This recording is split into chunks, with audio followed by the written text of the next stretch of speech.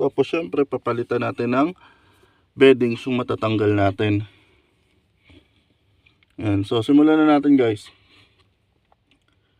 Dun sa ano natin, yung sa sukat, ito, basa.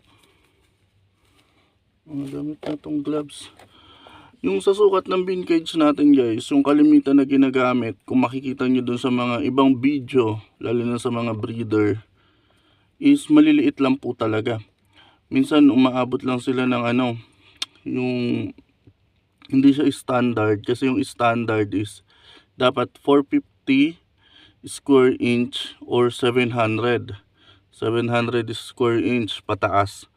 Pero yung iba, parang mga Tupperware lang yung mga ginagamit nila, which is maliit po masyado yun. Parang ano lang nga yun